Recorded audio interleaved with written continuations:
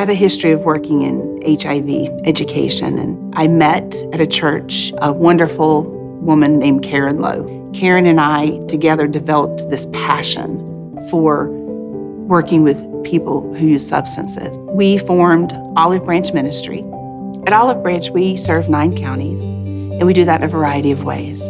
We do everything from syringe services, which is distributing clean injection supplies and collecting those, to overdose prevention by providing naloxone and education to the community and to the people that we serve.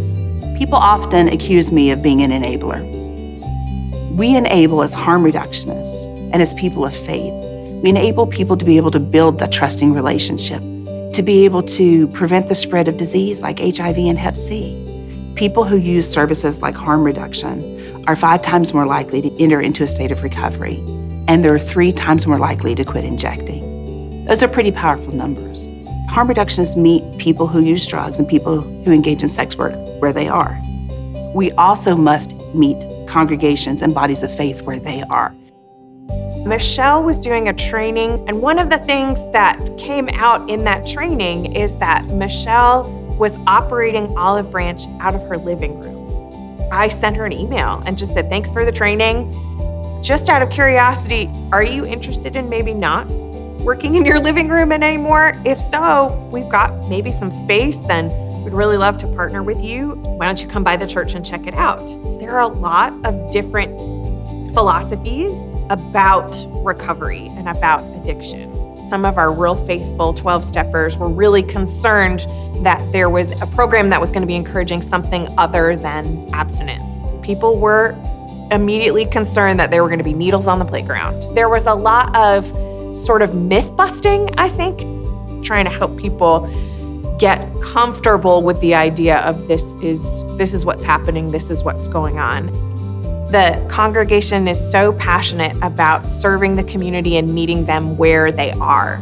There was lots of encouragement that we're inviting people to find recovery and to get healthier.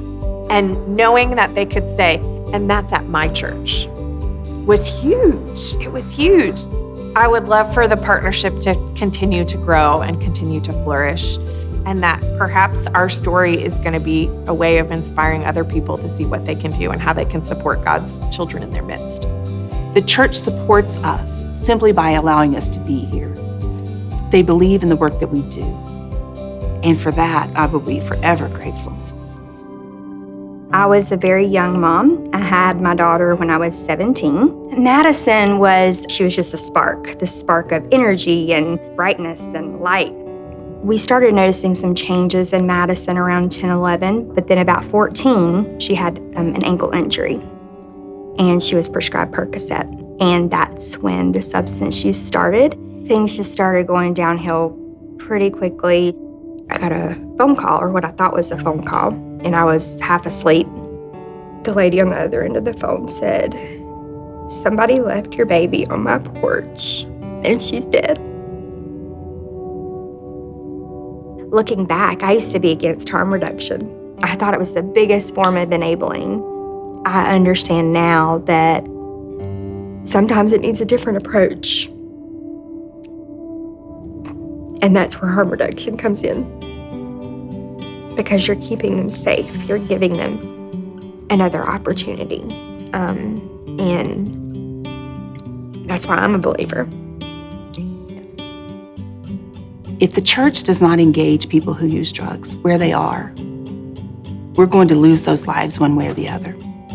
Whether it's a physical loss or a spiritual loss. Can we really afford that as people of faith? I think of a young man named Gary. I began a relationship with him where we would meet on occasion, and eventually I got the call from Gary that he had overdosed and his wife administered naloxone to him that she had received from Olive Branch. And now I get calls from Gary saying, "I just want to see you and tell you thank you again." Harm reduction works. He did have a second chance at life because of the naloxone. He did have a second chance to rebuild his family, to become who he wanted to be. And it's thanks to the work that we do.